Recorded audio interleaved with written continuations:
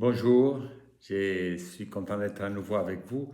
Aujourd'hui, je voudrais vous parler un peu de comment retrouver l'espoir. Je suis José María Cantal, coach ici à Adrar. On y va. Retrouver l'espoir veut dire tout simplement et d'abord qu'on l'a perdu, mais qu'on croit que nous pouvons le trouver à nouveau. La perte d'espoir est bien souvent liée au sentiment d'échec qui arrive dans nos vies suite aux comparaisons, au stress, à la compétition des uns avec les autres, à la publicité qui nous bombarde quotidiennement, au changement de la société que nous n'arrivons pas à suivre, également à une trop grande sensibilité de notre part. Pour cela, nous devons entrer plus dans la collaboration que dans la compétition, savoir dire non pour ne pas être soumis au stress, garder notre esprit critique face à tout ce qui nous est proposé ou simplement à la vie des autres, garder une fidélité à nos principes pour vouloir être nous-mêmes et pas les autres, et même valoriser l'effort réalisé.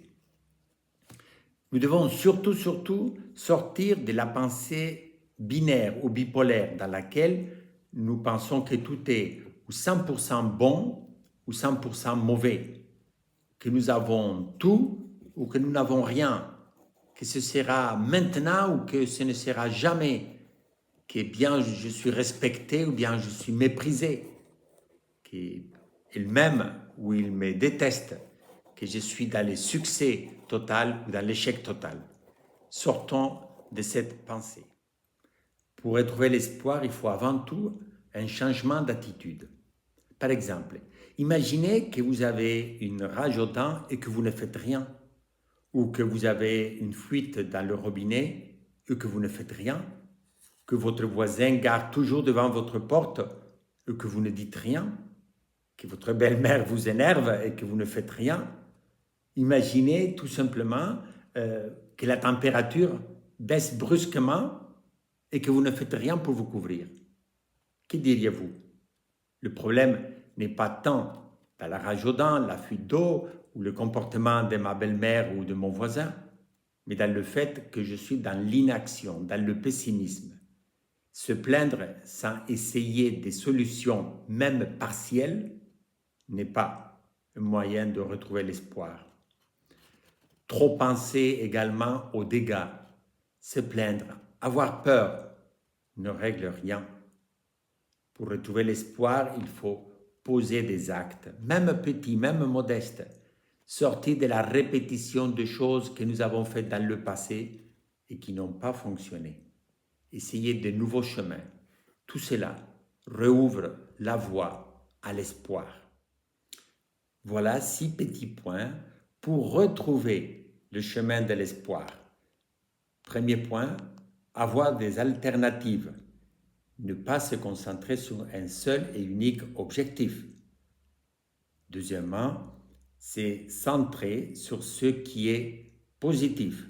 Les choses sont rarement 100% catastrophiques. Troisièmement, apprendre de nos erreurs pour ne pas les répéter. Quatrièmement, abandonner l'idée d'une solution absolument parfaite. Cinquièmement, élargir notre horizon et envisager la situation sous des angles divers. Et sixièmement, pratiquer l'auto-encouragement. Fais-toi confiance. Sans doute, tu as des modèles dans ta vie qui peuvent t'inspirer à avancer.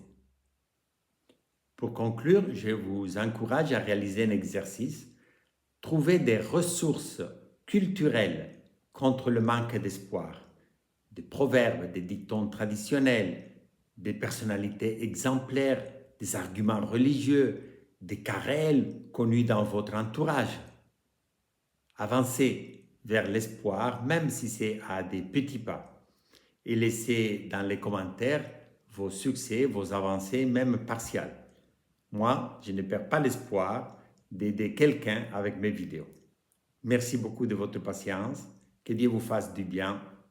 À bientôt.